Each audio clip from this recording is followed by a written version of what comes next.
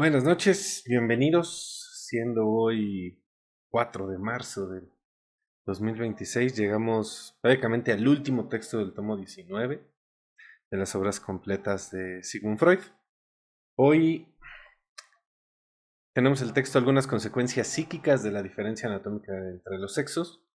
Es un texto cortito, pero que permite criticar y comentar un montón de cuestiones y de problemáticas que se tienen actualmente al momento de realizar una lectura de lo que propone el psicoanálisis. Uno de los conceptos más discutidos y tal vez problematizados del psicoanálisis tiene que ver con la cuestión del complejo de Edipo, con conceptos como la envidia del pene, y justamente esta posición que hoy puede ser radicalmente cuestionada desde los estudios de género, desde los feminismos y desde otras tantas posiciones que apuntan a cuestionar la primacía del falo. Cosa que en efecto debe de ser cuestionada, ¿no? Ahí es donde justamente podemos ubicar algo de los sesgos que atravesaban a Freud como sujeto también por su época, cosa que es innegable, pero que sin embargo tenemos que ubicar que es un texto de 1925, ¿no? Y que para 1925 Freud ya era un hombre bastante viejo, ¿no? No es gratuito considerar que pues Freud fue marcado por toda la psiquiatría de 1800. A fin de cuentas, pues sigue siendo un hombre de su época.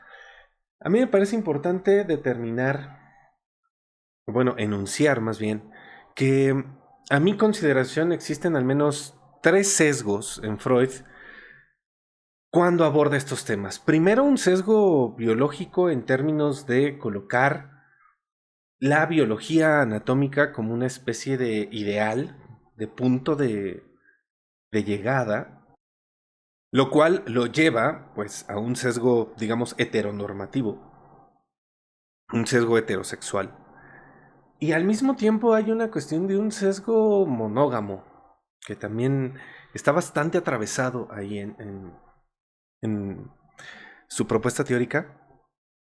Y por último, todos esos lugares donde esta aspiración a ubicar algo de una ciencia natural, pues terminaban sesgando sus posicionamientos, ¿no? Y esto es algo que podemos encontrar a lo largo de toda la obra de Freud.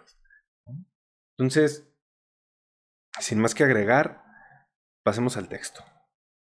Algunas consecuencias psíquicas de la diferencia anatómica entre los sexos, texto de 1925. Nuevamente nos vamos a saltar todo lo que Strachey propone y coloca como intentando introducir el texto, que pues bueno, de seguro habrá cosas que pudiéramos leer ahí, pero hoy no nos vamos a detener. Y Freud nos dice: mis trabajos y los de mis discípulos sustentan con decisión cada vez mayor el reclamo de que los análisis de los neuróticos penetren también en el primer periodo de la infancia, la época del florecimiento temprano de la vida sexual. Solo si exploran las primeras exteriorizaciones de la constitución pulsional congénita, así como los efectos de las impresiones vitales más tempranas, es posible discernir correctamente las fuerzas pulsionales de la posterior neurosis y precaverse de los errores a que inducirían las refundiciones y superposiciones producidas en la edad madura. Y aquí es importante puntuar algo, no es nada más llegar allá porque Freud dijo, es porque siguiendo el recorrido del síntoma, de las asociaciones, pues terminaríamos llegando a algún momento histórico donde eso de una u otra forma, digamos, se originó. Esto también es una cuestión muy complicada porque determinar que en efecto ahí se originó algo, pues no necesariamente es verdad, ya que, pues bueno, sabemos que todos los recuerdos son reproducciones, Freud ya lo había colocado, ¿no? Sin embargo, pues se vuelve importante ubicar el momento histórico desde el cual aquello podría haber empezado a surgir, ¿no? Este reclamo no solo reviste importancia teórica, sino también práctica, pues diferencia nuestros empeños del trabajo de aquellos médicos que, siendo su orientación exclusivamente terapéutica, se sirven durante cierto trecho de los métodos analíticos. Y aquí aparece justamente una de las diferencias radicalmente importantes entre lo que se puede considerar la psicoterapia psicoanalítica, ¿no? O psicoterapia de corte psicodinámico y de lo que sería un psicoanálisis en forma. Un análisis así de la primera infancia es lento, trabajoso y plantea a médico y paciente exigencias con cuyo cumplimiento no siempre sigue la práctica. ¿Sí? Evidentemente estos son los análisis que suelen ser muchísimo más profundos en términos metafóricos, ¿no? O sea, tienen un mayor recorrido, abarcan una mayor cantidad de tiempo, también abarcan una mayor cantidad de historia y evidentemente apuntan a un reposicionamiento del sujeto respecto de toda su vida, ¿no? Respecto de cómo se coloca frente al amor, frente a su relación con los otros, frente a su relación consigo mismo, ¿no? Y claro que requiere trabajo, ¿no? O sea, ya no es nada más agarrar y decir, vengo aquí porque tengo este síntoma, tengo este malestar, vamos a analizar cuándo aparece, cómo aparece, por qué aparece, cuáles son las representaciones que están ahí metidas, cuáles son las satisfacciones que están operando, cómo buscar otra forma de satisfacción más adecuada, menos sufriente, ¿no? Ahí es donde justamente está la cuestión. Por eso no es lo mismo analizar un síntoma que analizar una vida o analizar la historia de un malestar, ¿no? Continúo. Además, lleva a regiones oscuras para atravesar las cuales nos siguen faltando las señales indicadoras. La situación es tal, yo creo, que uno puede tranquilizar a los analistas. Por varias décadas su trabajo científico no corre peligro de mecanizarse y así perder interés. De aquí es donde justamente viene el otro problema. Yo veo un montón de personas preocupadas porque y la inteligencia artificial puede hacer esto, y la inteligencia artificial, y nos va a quitar la inteligencia artificial del trabajo. Despreocúpense. O sea, aquellas personas que se quieran dedicar seriamente al psicoanálisis, despreocúpense. La inteligencia artificial no les va a quitar su lugar porque no es sujeto. Es absolutamente imposible que la inteligencia artificial devenga sujeto porque tendríamos que crear vida, tendríamos que crear un ser viviente que pueda sostener la posición de la excitabilidad nerviosa tal como opera en el ser humano para que entonces una inteligencia artificial pudiera operar como analista. Por otro lado, también está la cuestión, por ejemplo, de la sensación, de la sensibilidad, de la empatía, que la inteligencia artificial puede fingir. Pero como la inteligencia artificial, al menos hoy en día, lo que hace es reproducir un determinado discurso, es una pura, mera y llana repetición. No hay sujeto, no hay diferencia y por lo tanto no hay trabajo analítico. Que se preocupen aquellos enfoques que son altamente técnicos en términos de si ocurre A, tengo que hacer tal, si ocurre A, tengo que hacer tal, si ocurre tal, tengo que hacer tal. Ahí sí preocúpense porque tú le puedes preguntar perfectamente a la inteligencia artificial, dime cómo hago una técnica de mindfulness y te lo va a poder explicar. Dile, ayúdame a analizar mi vida y eso es otra cosa, porque lo que va a hacer la inteligencia artificial es imponerte un saber. En lo que sigue, comunico un resultado de la investigación psicoanalítica que sería muy importante si pudiera demostrar su validez universal. Y aquí es donde viene justamente la cuestión. Freud nos está diciendo desde la página 1 que lo que va a decir adelante no está comprobado universalmente. Y ese es el gran problema, un montón de personas diciendo, ya Freud lo dijo, ya está demostrado universalmente. No, y es el resultado de la investigación analítica. El problema está en que la investigación analítica es caso por caso. Entonces tenemos que detenernos a pensar muy particular y específicamente de qué nos habla esa investigación. Si está hablando de la historia específica de ese sujeto, si está hablando de algo de la cultura que comparten ciertos sujetos porque pertenecen a cierta religión, porque pertenecen a cierto país, lo voy a decir de esta forma, porque pertenecen a cierta época. Y ahí es donde justamente está el asunto, ¿no?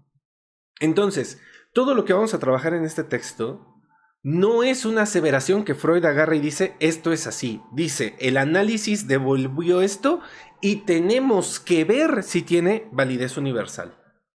Y un montón de personas que han practicado el análisis o el psicoanálisis no se detienen a ver si eso puede tener validez universal. Simplemente agarran y dicen, Freud ya lo dijo, entonces, de seguro, esto es así. Y pues evidentemente no funciona, ¿no? Sigo. ¿Por qué no pospongo la publicación hasta que una experiencia más rica me brinde esta prueba, si se la puede producir? Y Freud responde esta pregunta. Porque en las condiciones de mi trabajo ha sobrevenido un cambio cuyas consecuencias no puedo desmentir.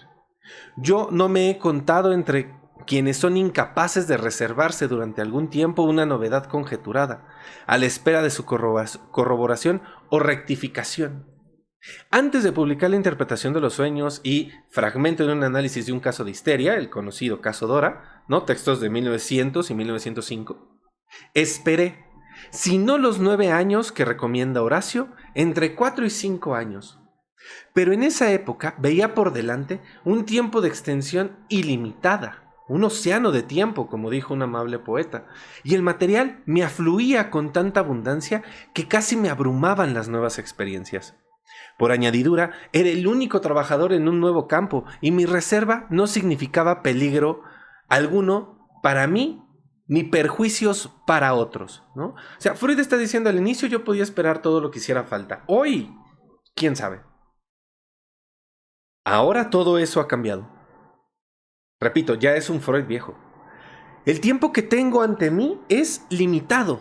Ya no lo aprovecho completamente en el trabajo y por eso no son tan abundantes las oportunidades de hacer nuevas experiencias.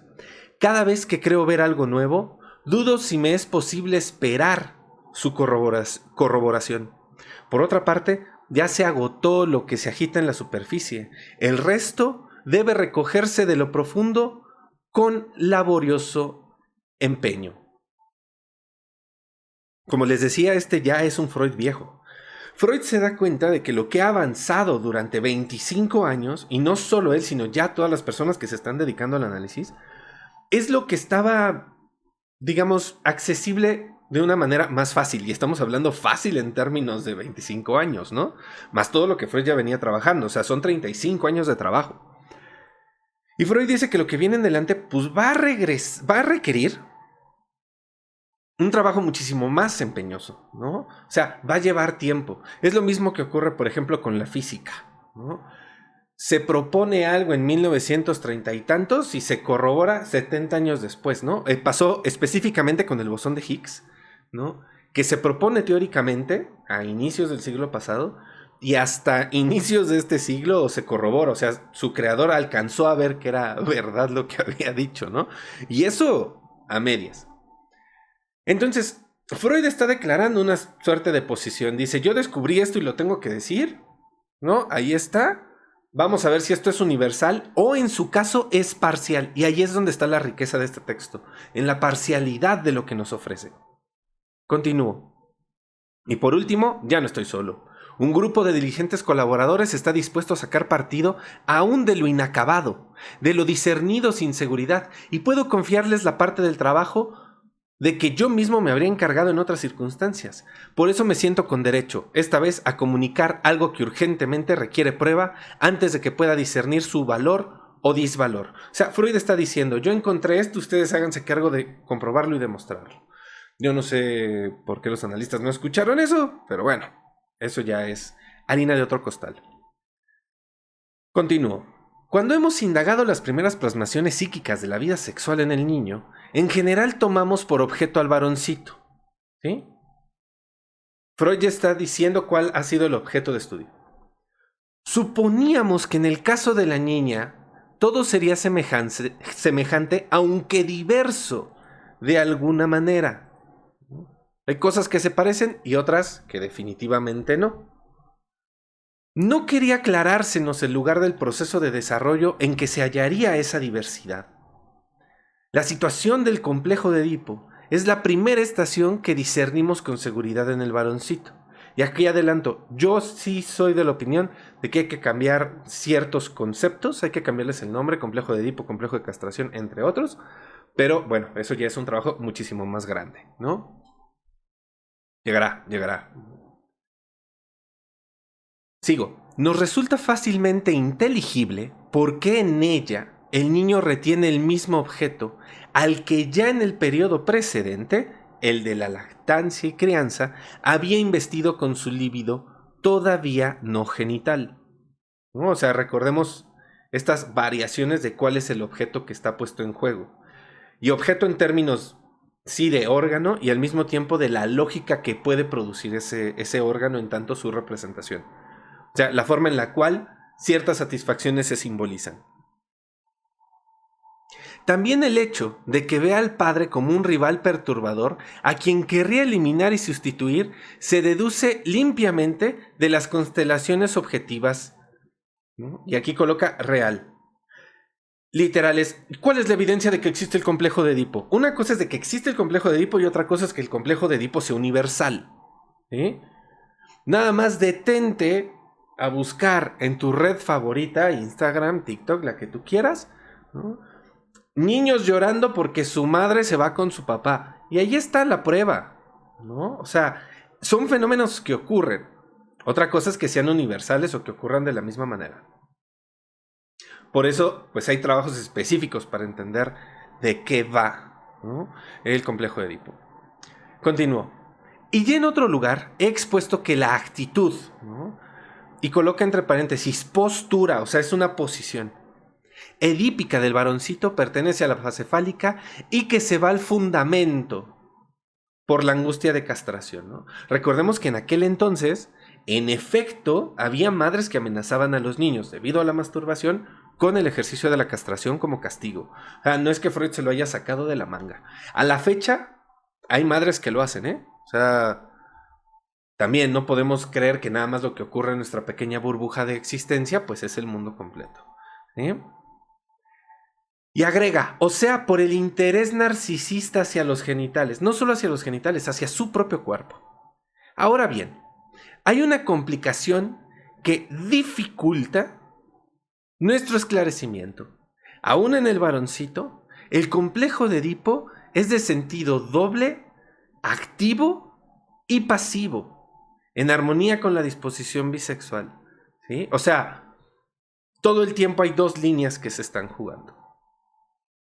También, él quiere sustituir a la madre como objeto de amor del padre. A esto lo designamos como actitud femenina. Y aquí es donde empiezan los problemas, ¿no? No me acuerdo si es en este texto o es en otro. Según yo, debe de ser en este. O ya lo pasamos. Freud dice que muy rápidamente asociamos lo pasivo con lo femenino y lo activo con lo masculino, ¿sí? Pero ese también es un problema de significación. Aquí deberíamos de quedarnos con la posición pasiva, ¿no? Porque hay mujeres que desde su feminidad pueden ser activas y hay hombres que desde su masculinidad pueden ser pasivos y más bien tiene que ver con la posición que se tiene respecto del objeto de amor, ¿no?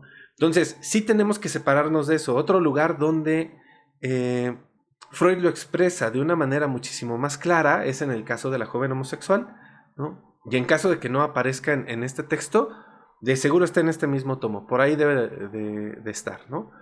Pero debemos de avanzar con mucho cuidado, ¿sí? O sea, no necesariamente lo pasivo es femenino, debemos de quitarnos esa cosa de la cabeza, ¿no? Ahora, nuevamente, o sea, Freud pues cae en sus sesgos también. Sigo, ¿no? Bueno, tantito antes. Es importante ubicar que en esta escena que Freud nos está compartiendo, todo hijo se encuentra inserto en una escena respecto de cómo acceder al amor de los otros, de cada uno. Y entonces está padre, está madre, en un ideal, o están las personas de su familia, y va a ver qué es lo que hace determinada persona para obtener la atención, el cariño del otro, y lo va a empezar a replicar, lo va a empezar a reproducir, porque eso genera una imagen, genera una suerte de lógica a partir de la cual entiende que eso es lo que se tiene que hacer para ser amado. Y también cuáles son las cosas que uno tiene que hacer para que el otro pues se sienta amado, digamos, para amar. En lo tocante a la prehistoria del complejo de Edipo en el varoncito, falta mucho para que todo nos resulte claro. Hemos aprendido que hay en ella una identificación de naturaleza tierna con el padre, ¿sí? Aquí es primer punto. Uno se identifica con el padre desde la ternura, de la que todavía está ausente el sentido de la rivalidad hacia la madre. ¿A qué se refiere Freud con esto? Justamente al hecho de que una de las formas de vinculación con los objetos de amor es la identificación, ¿no? Somos uno mismo. Los objetos de amor se pueden considerar como partes del cuerpo. Y cuando entendamos cuerpo, entendamos la representación del cuerpo. El cuerpo es una imagen. Cuando digo mi brazo, fíjense que utilizo la misma articulación que cuando digo mi celular, ¿no? Es algo de lo propio. Sigo. Otro elemento de esta prehistoria es el quehacer masturbatorio con los genitales. Y aquí hay que especificar, porque uno se puede autoerogenizar, ¿no? Que sería masturbarse con cualquier cosa. O sea, los pensamientos intrusivos también son una forma de masturbación. Suena bien extraño, ¿no? Tendremos que avanzar muchísimo más al respecto, ¿no? Y este no es el momento. Pero justamente, o sea, hay muchos tipos de masturbación y una de ellas, pues, es la que recae en los órganos genitales. Siempre presente, en mi opinión, ¿sí? O sea, siempre hay algo ahí de la excitación de esas áreas que de una u otra forma, pues, están inervadas nerviosamente. Dice, es el onanismo de la primera infancia, cuya sofocación más o menos violenta, y esto es bien importante, el onanismo de la primera infancia, cuya sofocación más o menos violenta por parte de las personas encargadas de la crianza, activa el complejo de castración. O sea, el complejo de castración es la representación de algo que sí pasó. Por eso, no en todo mundo va a aparecer con esa exacta imagen, ¿sí? Porque después se pasa a la simbolización de lo que sería el complejo de castración, y esa es una confusión muy común cuando uno estudia psicoanálisis, por el gran problema de nominar ciertos conceptos por su imagen. Eso es una crítica muy, muy válida de otros enfoques y de ciertas epistemologías del psicoanálisis. Pero justamente es porque se amenaza en específico esa parte del cuerpo la razón por la cual toma el nombre, ¿sí? Sigo. Suponemos que este onanismo es dependiente del complejo de Edipo y significa la descarga de su excitación sexual. Y aquí Freud está diciendo suponemos, ¿vale? ¿Por qué? Porque el acto onanista puede depender de muchas razones, ¿sí? Nuevamente, aquí es donde empieza a aparecer el caso por caso. Continúo. Pero no sabemos con seguridad si esa es desde el comienzo su referencia, es lo que les acabo de decir, o si más bien emerge espontáneamente como quehacer de órgano y solo más tarde queda anudado al complejo de Edipo. Esta última posibilidad es con mucho la más verosímil. Y aquí es donde yo agarro y digo, un montón de personas no leyeron a Freud. O sea, lo más verosímil es que ahí hay una zona inervada que genera excitaciones, hablando en términos nerviosos. Esas excitaciones generan cierto tipo de satisfacción orgánica, porque para eso está diseñado el organismo. Y después esa misma satisfacción se vincula con imágenes de la historia del sujeto. Eso es justamente la definición que Freud da de pulsión y del objeto de la pulsión, ¿no? Inclusive de los objetos de satisfacción. Entonces se vuelve muy complicado quedarnos solo con el primer enunciado. Sigo. También sigue siendo dudoso el papel de la eneuresis y su deshabituación por obra de la educación. O sea, no toda falta de control de esfínteres va a responder a una excitación que tiene que ver específicamente con la idea imaginaria, ¿sí? En tanto imagen del complejo de Edipo y del complejo de castración. Y digo imaginaria porque un montón de personas se quedan con justamente esta definición o esta representación imaginaria de lo que son, que es el amar a la madre, pelearse con el padre, cuando lógicamente, o sea, a nivel formal, a nivel simbólico, no es eso, ¿sí? Esa es solo una de las manifestaciones imaginarias del asunto. Continúo. Preferimos esta síntesis simple. El hecho de que el niño siga mojándose en la cama sería resultado del onanismo y el varoncito apreciaría su sofocación como una inhibición de la actividad genital y por tanto en el sentido de una amenaza de castración.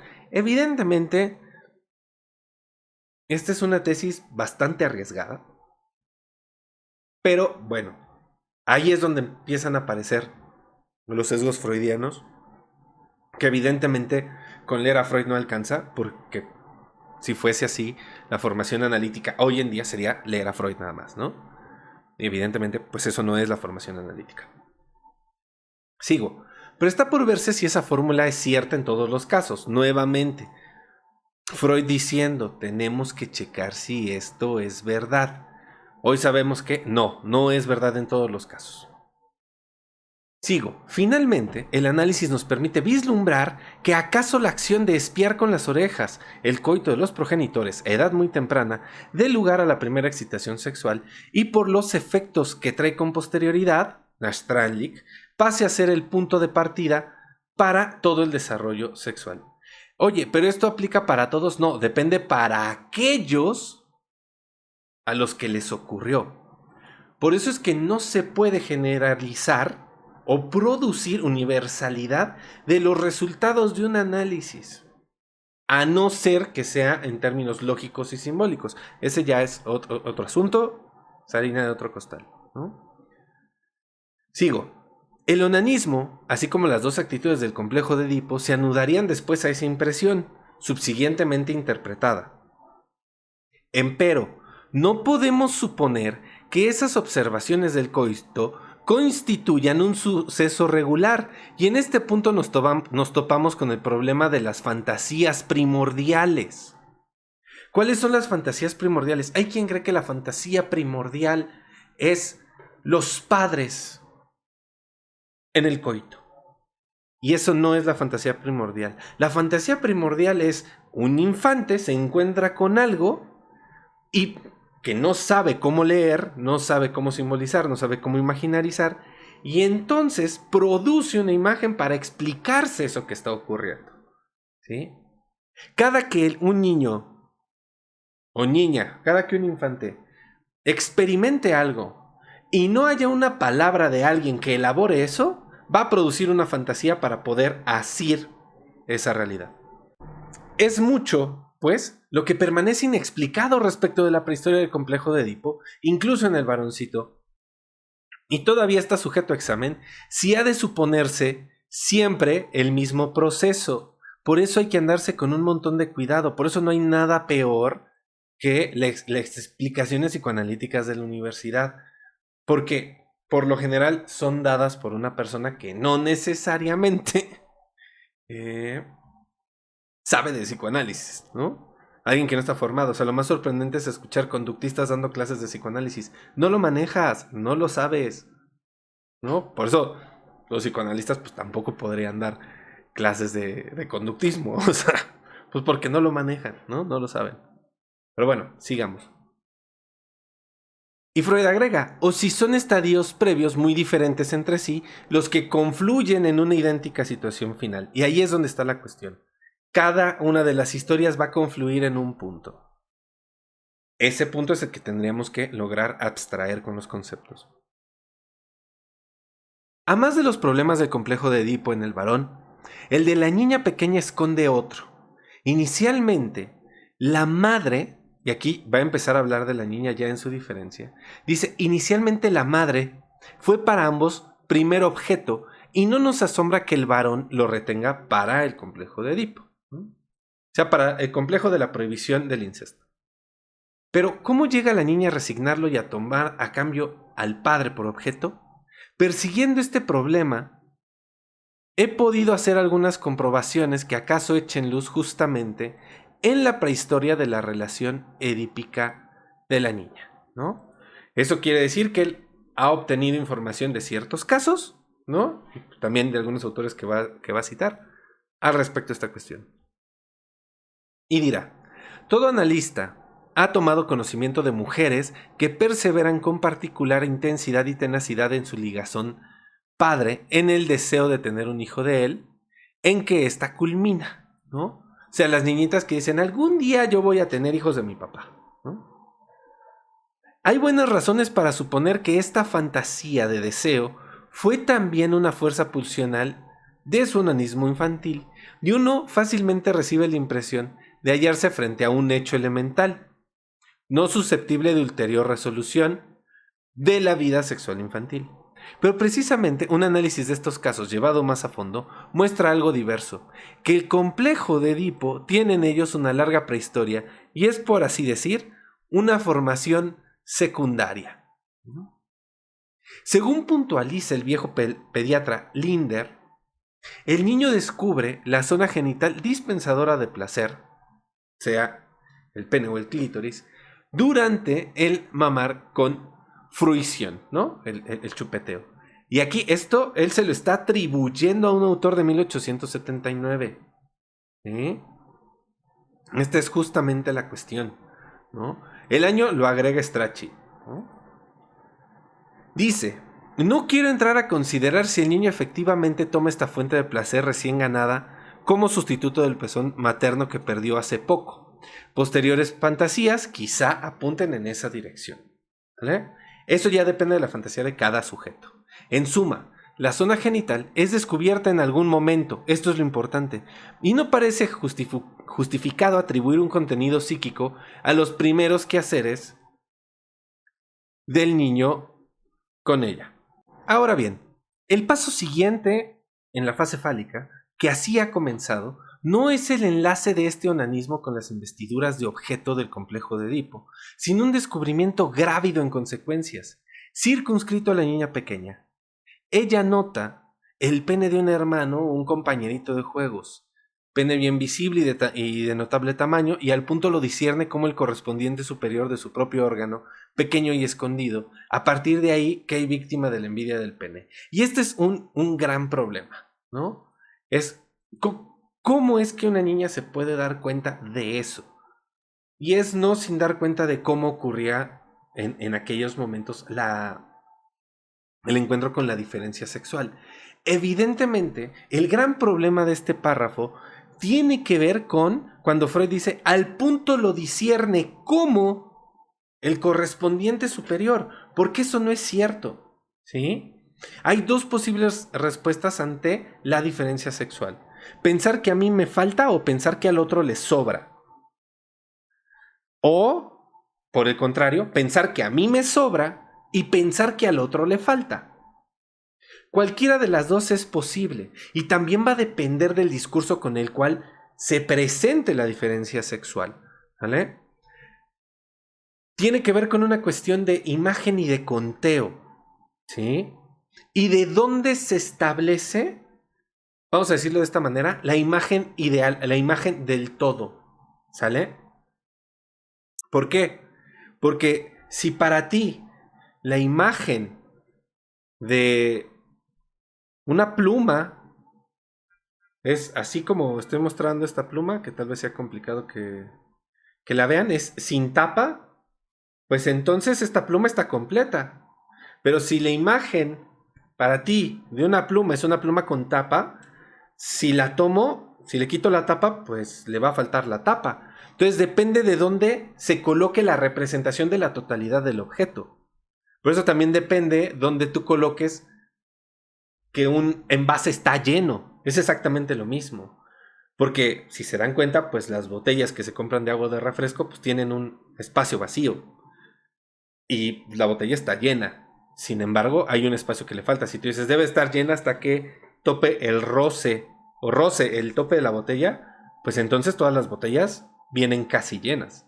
Bueno, y esta es una crítica importante a hacer a Freud, ¿no? Dice: he aquí una interesante oposición en la conducta de ambos sexos. En el caso análogo, cuando el varoncito ve por primera vez la región genital de la niña, se muestra irresoluto, poco interesado al principio, no ve nada o desmiente su percepción. La deslíe, busca subterfugios para hacerla acordar con su expectativa. ¿Cuál es la expectativa? De que todos tienen la imagen de su cuerpo. Yo tengo una imagen de mi cuerpo, esa imagen se establece como la imagen del cuerpo y todos tienen esa imagen del cuerpo. Es ahí donde está el problema. La generalización de la imagen del cuerpo, o sea, de mí yo, todos los otros son como yo, y no, eso es cancelar la diferencia, es negar la diferencia. Por eso Freud sigue. Solo más tarde, después de que cobró influencia sobre él una amenaza de castración, aquella observación se le volverá significativa. Su recuerdo o renovación mueve en él temible tormenta afectiva y lo somete a la creencia de la efectividad de la amenaza que hasta entonces había echado a risa, ¿no? O sea, el niño no cree que eso sea posible, el niño no cree que su madre vaya a hacer ciertas cosas. Es hasta que se encuentra con las consecuencias de un castigo que dice, no, pues eso tal vez sí es verdad, ¿no? El tema está también en el discurso que se ocupaba en aquel entonces, ¿no? Y no podemos obviarlo. Y fíjense cómo una experiencia es modificada por lo que se dice de esa experiencia, ¿no? Una percepción. Dos reacciones resultarán de este encuentro. Dos reacciones que pueden fijarse y luego, por separado o reunidas, o bien conjugadas, con otros factores, determinarán duraderamente su relación con la mujer. Horror frente a la criatura mutilada o menosprecio triunfalista hacia ella. He aquí una causa de un montón de posiciones machistas en los hombres. No poder darle lugar a la diferencia anatómica de los sexos. Pero estos desarrollos pertenecen al futuro, si bien a uno no muy remoto, ¿no? Pero es una posición del niño ante esa diferencia, ¿no? Ante una cierta cuestión de conteo. Es la misma lógica de pensar que alguien más alto es alguien más importante, que tiene más valor, ¿no? Y eso se encuentra, es radicalmente común en hombres. De hecho, también esta misma lógica de que es más hombre el que tiene más músculos, es más hombre aquel que tiene más dinero, es más hombre aquel que tiene más, pues tiene que ver con el tamaño, tiene que ver también con algo de la cuantificación, ¿no? Que la cantidad es sinónimo de calidad, o sea, más es mejor. También puede ser un problema que responde a esta misma lógica. Freud continúa, nada de eso ocurre a la niña pequeña. En el acto se forma su juicio y su decisión. Ha visto eso, sabe que no lo tiene y quiere tenerlo. ¿Esto le pasa a todas las niñas? No necesariamente. ¿Solo le pasa a las niñas? Tampoco. Tampoco. Porque también le puede pasar a los niños. Porque justamente la envidia no corresponde a un género o un sexo en específico. Avanzaremos un poquito más y ya les apuntaré cuál es justamente la cuestión que les quiero proponer, ¿no? Ahora, Freud dice en la nota 8, y esta sí es de Freud, esta es la oportunidad de rectificar una afirmación que hice años atrás. Opinaba que el interés sexual del niño no se despierta como el del adolescente por la diferencia entre los sexos, sino que lo aviva el problema de saber de dónde vienen los niños. Ahora veo que esto sin duda no es válido, al menos para la niña. En el caso del varoncito será así unas veces, pero otras podrá suceder de otro modo. O bien en ambos sexos será la ocasión, las ocasiones causales de la vida las que habrían de decidir sobre ello. Evidentemente, debemos de recordar que también durante el tiempo de la educación a la niña se le frustra más seguido que al niño, ¿no? Las niñas no pueden hacer esto. Las niñas no pueden. O sea, también tiene algo que ver con la educación, ¿no? Porque se espera de los niños ciertas cosas y se espera de las niñas ciertas cosas. Por eso también pues a los niños se les frustra un montón, pero en otro sentido. Es ahí donde está la importancia de cómo la cultura determina e impone las lógicas de género, ¿eh? Cómo impone un género, o sea, una forma de comportarse, de ser, de operar, a partir de un sexo. Eso ya está aquí. De hecho, en el caso de la joven homosexual también lo pueden encontrar. Continúo. En este lugar se bifurca el llamado complejo de masculinidad de la mujer, que eventualmente, si no logra superarlo pronto, puede deparar grandes dificultades al prefigurado desarrollo hacia la feminidad. Y fíjense cómo Freud cae en la trampa de la época. Dice el prefigurado desarrollo, como si eso ya estuviera escrito en piedra en algún lugar. Pero es porque hay un ideal social que dice, la mujer debe apuntar hacia la feminidad.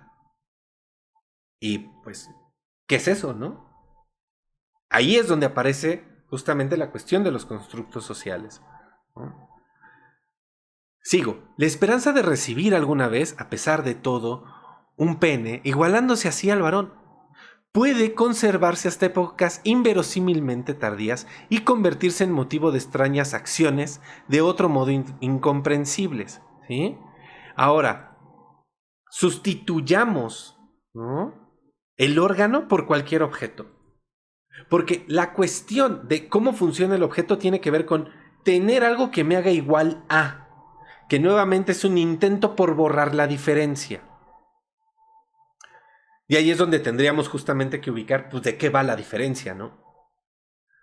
Sigo. O bien sobreviene el proceso que me gustaría designar desmentida, que en la vida anímica infantil no es ni raro ni muy peligroso, pero que en el adulto llevaría a una psicosis. ¿Qué es la desmentida? La negación, ¿no?, por decirlo en cierta forma, la negación de algo de la realidad. O sea, es decir, eso no existe, eso no está en la realidad. Cancelar esa parte de la realidad. La niñita se rehúsa a aceptar el hecho de su castración y aquí es donde hay un problema, ¿no? Esto ya Lacan, en la primera clase del seminario 4, que son las relaciones de objeto, hace una modificación que permite ajustarlo. No es que la niña esté castrada, es que está privada. Y dice, hay 3 formas de falta de objeto: privación, frustración y castración, ¿no? Y las articula lógicamente. Ahí es donde justamente está la cuestión. La niña no está castrada. Que la niña esté castrada es fantasía del adulto, es fantasía del niño. Esa es justamente la cuestión, ¿no? Porque aparte la castración es tener algo y perderlo. Hubo un corte, ¿no? Hubo un arrebatar eso. Sigo. Se afirma y acaricia la convicción de que empero posee un pene y se ve compelida a comportarse en lo sucesivo como si fuera un varón. Que esto es, tengo lo que él tiene. Pero nuevamente, dense cuenta cómo aquí ya hay una lógica de cómo se supone que tendría que comportarse. Ahí es donde justamente está la cuestión. Y aquí hay una diferencia que a mí me gustaría plantear. Yo no creo que el psicoanálisis requiera, ¿sí?, de el feminismo, de las teorías de género o de las teorías sociales. No creo que deba de tener una perspectiva. Creo que más bien son los psicoanalistas, o sea, son los sujetos los que deben de ponerse a leer feminismo, teorías de género, para entonces deconstruir sus propios sesgos, pensar desde un lugar diferente y empezar a ubicar justamente todo aquello que viene de la cultura para reconstituir los conceptos del psicoanálisis y poder empezar a separarlos, porque no es lo mismo el psicoanálisis que los resultados. Y esto evidentemente es un resultado de un análisis, cosa que es muy diferente del psicoanálisis, porque entonces tendríamos que darle cabida como teoría al interior del psicoanálisis a todos los posibles finales de análisis, a nivel singular en tanto imagen, y eso, pues, por un lado es imposible y por otro no tendría sentido, ¿sí? Entonces, claro, es importante cuestionar esto para poder quitar la paja del trigo, ¿no?, literalmente, y quedarnos con la operatividad lógica, ¿no?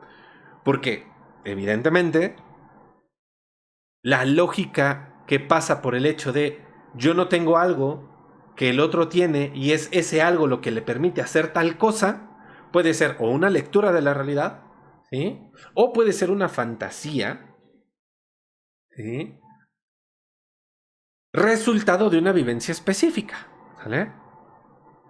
Continúo. Las consecuencias psíquicas de la envidia del pene, y aquí a mí me gustaría modificarlo, me parece que más bien habría que nombrarlo ya en términos simbólicos, lo más próximo sería envidia del falo, ¿no? Pero Freud sí se está centrando en el órgano, ahí es donde está el problema. Freud sí lo está pensando en términos de órgano, ¿no? Nada más Lucy lo pensamos en términos lógico-formales y funcionales, en términos de lo que sería el falo, o sea, el significante de la falta. ¿Qué es eso que yo no tengo que el otro quiere? ¿Eh? Y eso puede ser sustituido y ese lugar puede ser ocupado por cualquier representación. Pero bueno, continúo. las consecuencias psíquicas de la envidia del pene, en la medida en que ella no se agota en la formación reactiva del complejo de masculinidad, son múltiples y de vasto alcance. Con la admisión de su herida narcisista, o sea, toda persona cuando se da cuenta de que no tiene el falo queda atravesado por una herida narcisista, eso ocurre en hombres y mujeres, se establece en la mujer, como cicatriz por así decir, un sentimiento de inferioridad. Y esto no necesariamente es cierto. Nuevamente, depende de cómo se haya enfrentado a esa diferencia, cómo haya sido nombrada esa diferencia, ¿no? ¿Por qué? Porque en los niños también puede ocurrir que el encuentro con la diferencia genere un sentimiento de inferioridad. De hecho, tal vez esto podría servirnos para pensar el fenómeno incel, pero eso ya es otra coordenada.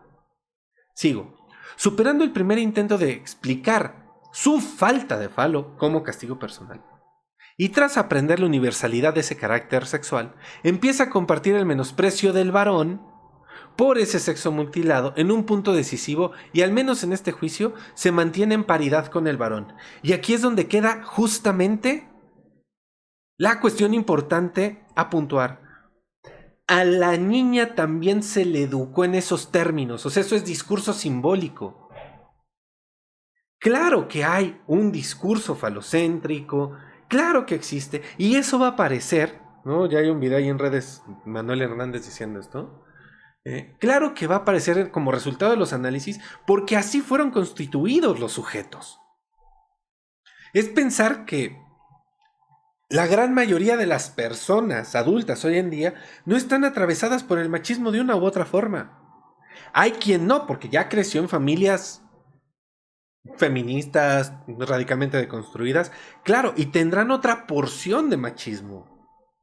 Y subrayo que digo otra porción, porque pues de una u otra forma es el sistema actual, ¿no? O sea, todos aquellos que nacimos en un sistema capitalista, que es un discurso en un discurso capitalista, estamos atravesados por el capitalismo. Solo en China están atravesados por un discurso comunista. Porque los discursos producen sujetos. Por eso no cuadra. Por eso encontramos personas diciendo China es capitalista, porque no pueden pensar el mundo por fuera de ese discurso. Eso es lo que es muy retador de un análisis. El falo, ¿no? Y ya claro, por eso estoy haciendo esta modificación de la palabra, justamente para movernos a la lógica simbólica, ¿no? Haya renunciado a su objeto genuino, no cesa de existir. Pervive en el rasgo de carácter de los celos, con leve desplazamiento. Oye, a ver, pero ¿me estás diciendo que la envidia del falo aparece en los celos? Sí. Oye, pero los hombres también tienen celos. Claro. O sea, ¿me estás diciendo que toda escena de celos se puede leer desde la coordenada de complejo de Edipo? Pero por supuesto que sí. Por supuesto que sí. Esa es la lógica princeps de los celos. No es lo mismo tener celos que envidia. Y no es lo mismo tener una inseguridad narcisista. Esas son tres cosas diferentes. La envidia y los celos no es lo mismo. Puede haber cierto monto de envidia en los celos. Otra cosa es la inseguridad narcisista, porque es, si tú ves a otro yo dudo de mí y entonces me duele y me siento menos, eso es una inseguridad narcisista. Es un paso antes. Los celos tienen que ver con qué tiene él que no tengo yo para poder arrebatárselo y entonces que yo siga siendo tu objeto de amor. Por eso la pregunta es, ¿qué tiene el otro que no tengo yo? ¿Qué es lo que estás viendo allá que no estás viendo acá? Esa es la pregunta de los celos. ¿Me explicó? Y ahí yo cometí un lapsus, dije una estupidez, ¿no? Porque justamente la envidia sí pasa por arrebatarle el objeto al otro. Los celos no. Los celos tienen que ver con el lugar, con la posición que ocupo respecto de mi objeto de amor. Esa es la lógica de los celos. A mí lo que me preocupa es perder mi posición respecto del objeto, no perder al objeto. Requiero del objeto para tener ese lugar. Pero lo que está puesto en juego es mi posición en los celos. Lo que está puesto en juego en la envidia es el objeto que se tiene. Qué curioso, ¿no? Pero bueno, continúo.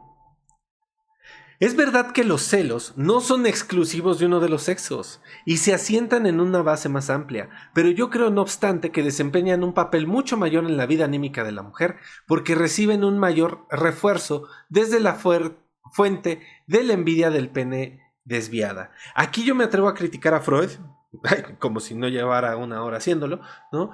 Pero más bien yo insertaría la pregunta si la mayor incidencia de los celos en la mujer, en los términos en los cuales él lo está pensando en este texto específico, y bien, subrayo, en los términos en los cuales él lo está pensando en este texto, no en términos universales, tiene que ver también con el discurso que le indica a la mujer que se tiene que colocar en un determinado lugar.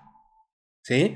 Que los hombres tienen que hacer ciertas cosas en la escena amorosa, las mujeres tienen que ocupar y hacer ciertas cosas en la escena amorosa, y entonces de ahí venga la cuestión de los celos, ¿no? Y yo lo pensaría diferente. Me parece que más bien en el amor cortés el hombre queda más del lado de los celos y la mujer queda más del lado de la envidia, ¿no? También dependiendo de cómo esté colocado, ¿no? Y ahora que lo digo, también pues suena muchísimo más complicado porque pues va a depender de cómo el sujeto esté colocado, ¿no? Si está colocado como un objeto que debe de tener cierto valor para ser amado, o está colocado como un sujeto que debe de dar ciertos objetos con valor para ser amado. Me parece que ahí está toda la diferencia. Aún antes de reparar en esta derivación de los celos, yo había construido una primera fase de la fantasía onanista pegando a un niño, tan frecuente en la niña. En esa primera fase, significa que otro niño de quien se tiene celos como rival debe de ser golpeado. Ese es un texto bastante interesante para ubicar cómo una fantasía se va modificando, ¿no? Esta fantasía parece un relicto del periodo fálico. Antes de seguir, vamos a la cita 12. Dice, ya en mi primer pronunciamiento crítico contenido en Contribución a la historia del movimiento psicoanalítico, reconocí que este núcleo de verdad de la doctrina de Adler, quien no tiene reparo alguno en explicar el universo íntegro a partir de este punto de vista, el de la inferioridad de órgano y la protesta masculina, apartamiento de la línea femenina, y luego se ufana de haber arrebatado a la sexualidad su importancia en favor del afán de poder. Entonces, el único órgano inferior y entre comillas que merece inequívocamente ese nombre sería el clítoris. Por otro lado, nos enteramos de que ciertos analistas se vanaglorian de no haber percibido nada acerca de la existencia de un complejo de castración, a pesar de su empeño de décadas. Hay que inclinarse reverente ante la magnitud de esta hazaña, por más que solo lo sea negativa, una proeza en el descuido y el desconocimiento. Las dos doctrinas dan por resultado un interesante par de opuestos. Aquí ninguna huella de un complejo de castración, allí nada más que consecuencias de él, ¿no? Nuevamente habría que pensarlo solo en términos de la diferencia, ¿no? Continúo. Esta fantasía parece un relicto del periodo fálico de la niña. La curiosa rigidez que me llamó la atención en la fórmula monótona pegan a un niño probablemente admita todavía una interpretación particular. El niño golpeado, acariciado en ella, no puede ser otro, en el fondo, que el clítoris mismo. Y aquí es donde uno dice, Freud, carajo. De suerte que el enunciado contiene en su estrato más profundo la confesión de una masturbación que desde el comienzo de la fase fálica hasta épocas más tardías se anuda al contenido de la fórmula. Estas son justamente las interpretaciones que son muy riesgosas de Freud y que hay que tener mucho cuidado porque aparte cuando Freud las lanza así como universales y uno se las compra como universales, güey, 100% la vas a cagar, 100% vas a decir pendejadas en tus análisis, ¿no? Tú no puedes aseverar una interpretación así a menos que las asociaciones del paciente te lleven inequívocamente para allá. Es ahí donde está la cuestión. Justamente porque puede ser que en efecto ella quiere que le peguen y después es una envidia porque entonces a él le están pegando y le está poniendo más atención a él que a mí. Entonces yo también quiero que me peguen porque que me peguen es una forma de obtener atención de los padres. Y entonces ya fue otra cosa, ¿no? Ahí es donde justamente está el riesgo de estas interpretaciones de Freud, ¿no? Que pueden ser muy freudianas y con las cuales yo siempre digo, neta, ten un montón de cuidado, neta, hay un montón de cosas que explorar antes o sea, para que un análisis llegue al momento de hacer una interpretación así de potente, lleva tiempo y lleva bastante tiempo, ¿no? Pero bueno, sigo. Una tercera consecuencia de la envidia del falo parece ser el aflojamiento de los vínculos tiernos con el objeto madre. La concatenación no se comprende muy bien, pero uno se convence de que al final la madre, que echó al mundo a la niña con una dotación tan insuficiente, es responsabilizada por esa falta de penes. Tú me hiciste así, tú me hiciste inferior, entonces me voy a enojar contigo. ¿No? Es estar viendo quién es el culpable de lo que a mí me falta. ¿Esa posición también puede ocurrir en hombres? Por supuesto que sí. ¿Por eso habría que llamarle femenina? Por supuesto que no. Sigo. El curso histórico suele ser este. Tras el descubrimiento de la desventaja en los genitales, pronto afloran celos hacia otro niño a quien la madre supuestamente ama más, con lo cual se adquiere una motivación para desasirse de la ligazón madre. Últimamente me han estado apareciendo videos donde sale una chica yo queriendo ganarme el amor de mi madre, ¿no? Haciendo un montón de cosas, pero mi hermano acaba de levantar su plato sucio de la mesa. Y entonces es como, ay, qué bueno mi niño, y la otra mujer está haciendo cosas. Claro que eso habla de esto, ¿no? Porque hay una predilección. Y no importa si el otro hijo es varón, o sea, el complejo de Edipo en estos términos también ocurre cuando nace un hermanito. Puede ocurrir con un tío, puede ocurrir con una pareja de la madre, puede ocurrir con cualquier objeto que te quite el amor de tu objeto primigenio de amor, así. Entonces, ¿qué es lo que ocurre? En esta comparación, en esta contrastación, ¿sí? El hijo se enoja con los padres porque lo crearon inferior.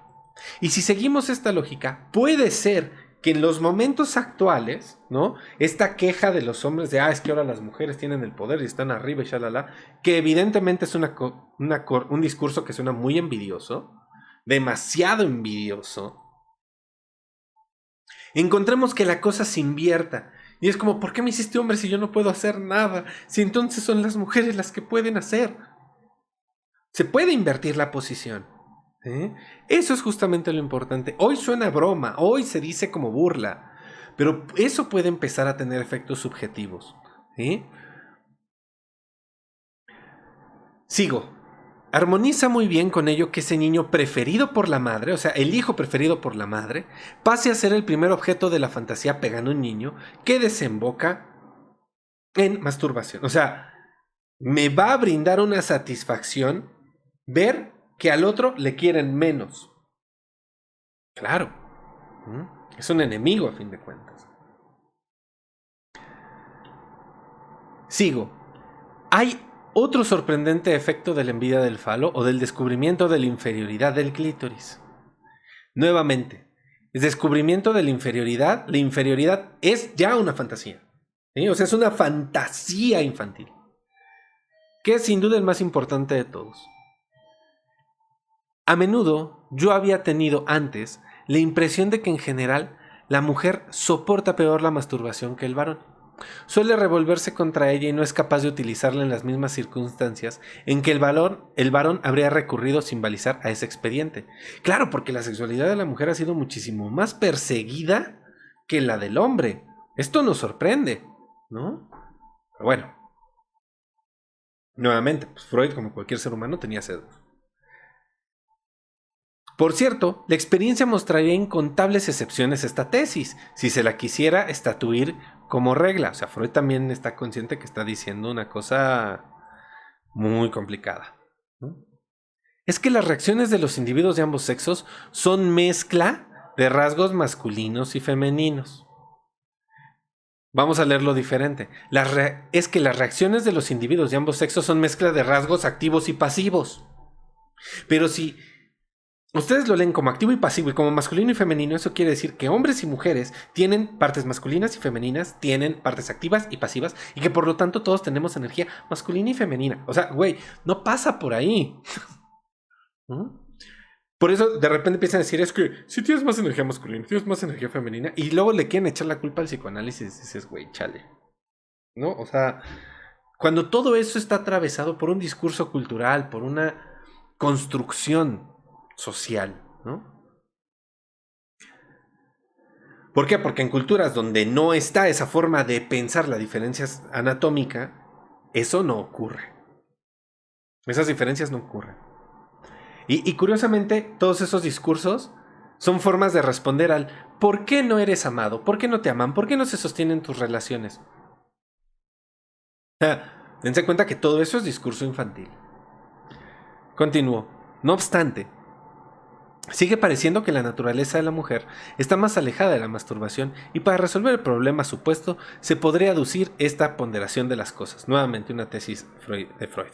Al menos la masturbación en el clítoris sería una práctica masculina y el despliegue de la feminidad tendría por condición la remoción de la sexualidad clitoridea. Esto lo podemos cuestionar hasta el cansancio, ¿no? Hasta el cansancio. O sea, es un sesgo gigantesco, ¿no? Porque evidentemente pues en esa sociedad que Freud habita, se está esperando una mujer sin sexualidad. Una mujer cercenada en ese ámbito de su vida. Y ese es el problema. Sigo. Los análisis de la prehistoria fálica me han enseñado que en la niña sobreviene pronto, tras los indicios de la envidia del pene, una intensa corriente opuesta al onanismo, que no puede reconducirse exclusivamente al influjo pedagógico de las personas encargadas de la crianza. A mí me parece que eso necesitaría muchísima más investigación, ¿no? Pero bueno. Esta moción es manifiestamente un preanuncio de aquella oleada represiva que en la época de la pubertad eliminará una gran parte de la sexualidad masculina para dejar espacio al desarrollo de la feminidad. Nuevamente, es un gran problema, ¿no? Pensarlo en estos términos. Muy bien puede ocurrir que esta primera oposición al quehacer autoerótico no logre su meta. Es lo que en efecto había sucedido en los casos analizados por mí. El conflicto prosiguió entonces y la niña hizo en ese momento, así como más tarde, todo lo posible para librarse de la compulsión al onanismo. Pero aquí es donde viene la cuestión, ¿no? Recordemos que a los niños se les exige o se les dice que deben de ser algo para entonces poder ser amados. Y esa es una imagen, eso establece ciertos ideales. Ahí es donde está el problema. Más bien, esos ideales habría que cuestionarlos, ¿no? Y que va mucho de la mano de otras cosas que Freud fue descubriendo a través de sus análisis, ¿no? Sigo. Muchas exteriorizaciones posteriores de la vida sexual en la mujer permanecerían incomprensibles si no se discerniera este intenso motivo, ¿no? Nuevamente, habría que separar lo que es de la cultura y lo que la cultura le indica a los infantes nacidos hembra, ¿no? Porque también no podemos negar por ciertas cuestiones de lo real en tanto ciertas disposiciones con las cuales pueden nacer, ¿no? Que ya son cuestiones orgánicas. Y esta cuestión, ¿no? Porque pues hay quien se revuelve muchísimo frente a su propio deseo. Es ahí donde está el tema, ¿no? ¿Por qué? Porque no está aprobado culturalmente. Continúo. No puedo explicarme esta sublevación de la niña pequeña contra el onanismo fálico si no es mediante el supuesto de que algún factor concurrente le vuelve acerbo el placer que le dispensaría esa práctica. ¿Acaso no haga falta buscar muy lejos ese factor? Podría ser la afrenta narcisista enlazada con la envidia del pene. El aviso de que a pesar de todo no puede habérselas en ese punto con el varón y sería mejor abandonar la competencia con él. Nuevamente, esto es fantasía freudiana. De esa manera, el conocimiento de la diferencia anatómica, que es diferencia freudiana, habría que colocarlo diferente, ¿no? Vamos a ponerlo así. De esa manera, el conocimiento de la diferencia anatómica entre los sexos esfuerza a la niña pequeña a apartarse de la masculinidad y del onanismo masculino y a encaminarse por nuevas vías que llevan al despliegue de la feminidad, ¿no? Nuevamente, pues sí hay un sesgo ahí, ¿no? Es innegable. Sigo. Hasta ese momento no estuvo en juego el complejo de Edipo ni había desempeñado papel alguno, pero ahora la libido de la niña se desliza. Solo cabe decir a lo largo de una ecuación simbólica prefigurada, pene igual a hijo, a lo largo de una nueva posición. ¿no? Esto puede variar en muchos lugares. Puede pasar por la elección de carrera, puede pasar por un título, puede pasar por un montón de lugares, ¿no? Resigna el deseo del órgano para reemplazarlo por el deseo de un hijo, y con este propósito toma al padre como objeto de amor, ¿no? ¿Por qué? Porque entonces él me podría dar ese objeto. Ahí es donde está la cuestión. Lo que les decía de que se toma muy rápido esta cuestión de vincular masculino con activo y femenino con pasivo debe estar en el complejo, en el sepultamiento del complejo de Edipo. Aquí está la cita. Bueno, debe ser este texto, pero bueno, habría que buscarlo específicamente. Sé que en otro video ya está. La madre pasa a ser, continuó, objeto de los celos y la niña deviene una pequeña mujer. Si me es lícito creer en comprobaciones analíticas aisladas, en esta nueva situación puede llegar a tener sensaciones corporales que han apreciarse como un prematuro despertar del aparato genital femenino. Aquí es donde Freud evidentemente en ese momento no sabía cómo funcionaba el clítoris y por eso pues también decía las barrabasadas, lo que hoy no suena como una barrabasada, que decía, pero en ese momento no lo sabían. Los avances que se realizan respecto del clítoris ocurren, no sé si por esas fechas, un poco más adelante, pero nuevamente le estás pidiendo a un viejo que rearticule toda su forma de pensar el mundo, ¿no? Cosa que en sí ya es complicado. Continúo. Y si después esta ligazón padre tiene que resignarse por mal lograda, puede atrincherarse en una identificación padre con la cual la niña regresa al complejo de masculinidad y se fija eventualmente a él, ¿no? Oye, ¿cómo podemos entonces saber si es una u otra? Analizando. O sea, se trata de ver cuáles son las sustituciones que van teniendo los objetos en las lógicas de satisfacción y por otro lado, cuáles son los objetos con los cuales el sujeto se identifica y con qué fin. ¿Para qué? No es ninguna otra cosa lo que está en juego, sino cuáles son los objetos que brindan satisfacción, cuáles son los objetos con los cuales el sujeto se identifica para poder acceder a ciertas situaciones, a ciertas satisfacciones en ciertas escenas. Nada más. Ya he dicho lo esencial que tenía para decir y aquí me detengo para echar una ojeada panorámica sobre los resultados. Hemos obtenido una intelección sobre la prehistoria del complejo de Edipo en la niña. Lo que pueda corresponder en el varón es bastante desconocido. En la niña, el complejo de Edipo es una formación secundaria. Las repercusiones del complejo de castración le preceden y lo preparan. En cuanto al nexo en el complejo de Edipo y complejo de castración, se establece una oposición fundamental entre los dos sexos.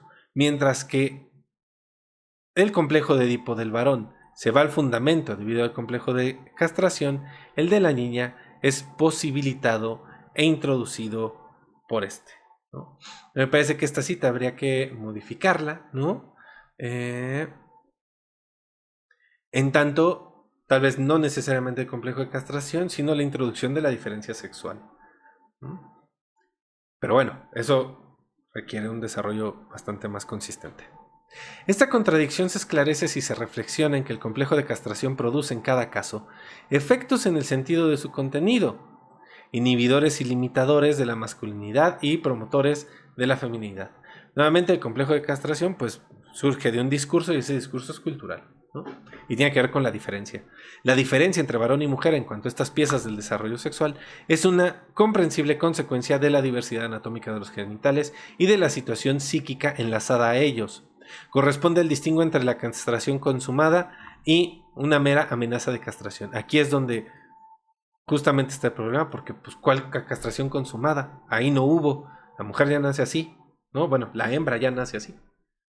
No ha perdido nada, ¿no? No le falta nada.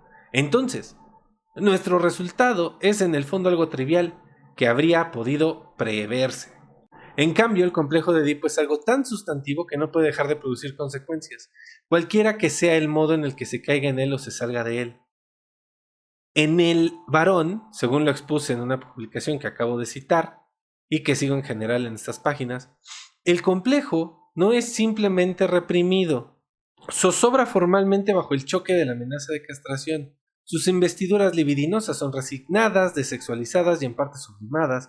Sus objetos son incorporados al yo, donde forman el núcleo de superyo y prestan a esta neoformación sus propiedades características. Y aquí es importante puntuar. Hay conductistas que dicen, es que el superyo, el ello y el yo son esencias, son sustancias. No son conjuntos de representaciones, nada más. Nada más. ¿Sí? El problema está en que por la forma en la cual está escrito, pues, se puede entender que son entes. Ese es el gran problema. Cuando más bien, pues, lo más acertado sería decir que son localizaciones en un esquema imaginado del aparato, ¿no? Y que no tienen vínculo psicofísico. Pero es otro asunto. En el caso normal, mejor dicho, en el caso ideal, ya no subsiste tampoco en lo inconsciente ningún complejo de Edipo, el superyo ha devenido su heredero, ¿no? Esto, pues bueno, discusiones por venir, ¿no? Puesto que el nepe, en el sentido de Ferenczi, debe su investidura narcisista extraordinariamente alta a su significación orgánica para la supervivencia de la especie, se puede concebir la catástrofe del complejo de Edipo. El extrañamiento del incesto, la institución de la conciencia moral y de la moral misma, como un triunfo de la generación sobre el individuo. Esto son de esas cosas que uno dice, ay, chale, ¿cómo llegaste hasta allá? Y que son muy arriesgadas porque, pues, ¿cómo la cría va a saber eso? ¿No?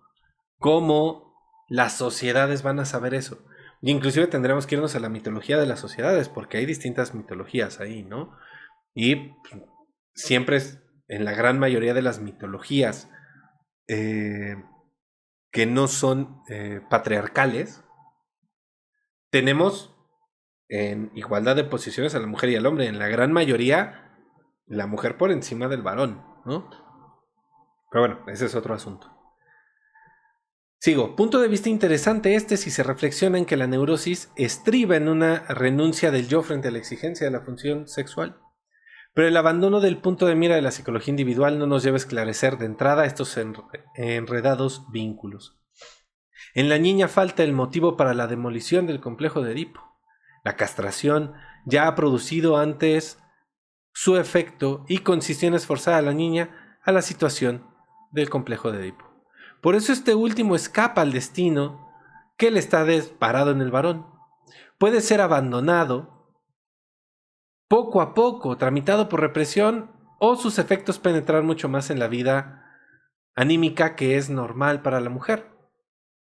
Nuevamente, o sea, Freud no está haciendo esta diferencia entre hembra y mujer, los está utilizando como sinónimos. Ese es el gran problema. Hoy en día ya tenemos esta diferencia, ¿no? Hoy en día sí ubicamos una diferencia entre hembra y mujer. Sigo. Uno titubea en decirlo, pero no es posible defenderse de la idea de que en el nivel de lo éticamente normal es otro en el caso de la mujer. El superyo nunca deviene tan implacable, tan impersonal, tan independiente de sus orígenes afectivos como lo exigimos en el caso del varón. De aquí viene esta cuestión de que mujer y hombre tienen distintas posiciones frente a la ley. Si avanzamos un poco más, bastantes años, y llegamos a la cuestión de las fórmulas de la sexuación, podremos ver que la posición mujer y la posición hombre no tienen que ver con el órgano genital que se tenga.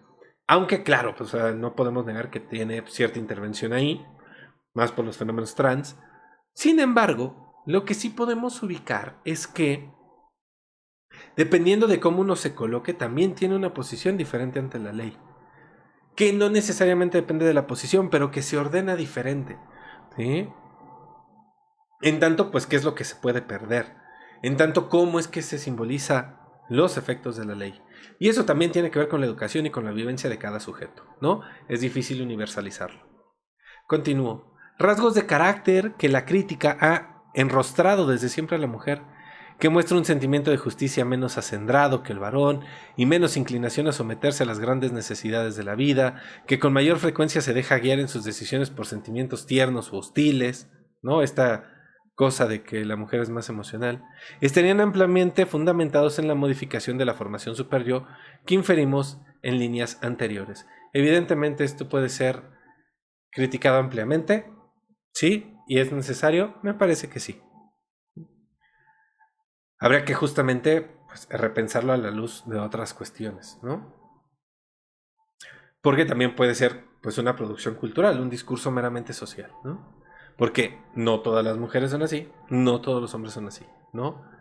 Hay algo de la cultura que sí debemos de espigar bastante bien de este texto, ¿no? ¿Qué atraviesa Freud? De la cultura que atravesaba Freud.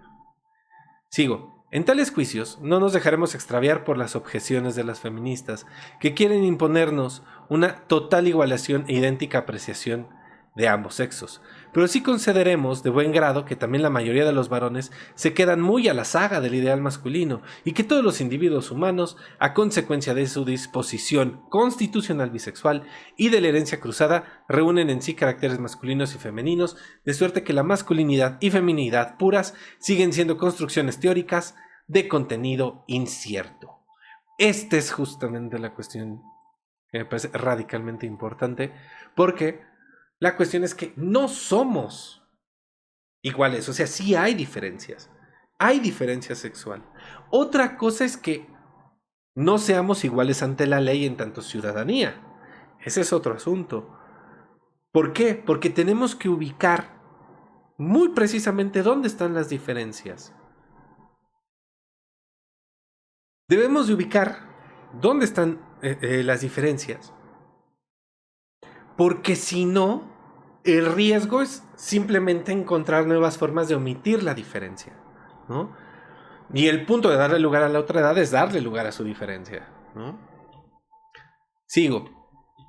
Me inclino a conceder valor a las elucidaciones aquí presentadas acerca de las consecuencias psíquicas de la diferencia anatómica entre los sexos, pero sé que esta apreciación solo puede sustentarse si los descubrimientos hechos en apenas un puñado de casos se corroboran universalmente y demuestran ser típicos. ¿Qué creen? No demuestran ser típicos, ¿no? De lo contrario, no serían más que una contribución al conocimiento de los múltiples caminos que sigue el desarrollo de la vida sexual. Y tomarlos como típicos también es muy peligroso en la práctica, ¿no? En los valiosos y ricos trabajos de Abraham, Horney y Helen Dodge sobre el complejo de masculinidad y el de castración en la mujer, hay mucho que toca de cerca a mi exposición, pero nada que coincida con ella enteramente. Valga esto también para justificar la publicación del presente trabajo. Hasta aquí nuestra lectura de algunas consecuencias psíquicas de la diferencia anatómica entre los sexos, de Sigmund Freud, texto de 1925. Si te gustó este video y llegaste hasta acá, te invito a darle like, a comentar, a compartir, a darle seguir al canal. Y te recuerdo que todos los miércoles de 6 de la tarde a 8 de la noche, hora Ciudad de México, estamos en vivo por Twitch, por TikTok, y que la reproducción de estos encuentros las encontrarás en el canal de YouTube, donde pues todo el tiempo estamos revisando algún texto a la letra, a la manera en la cual viste el día de hoy. Sin más que agregar, nos encontramos el próximo miércoles. Que tengan excelente noche.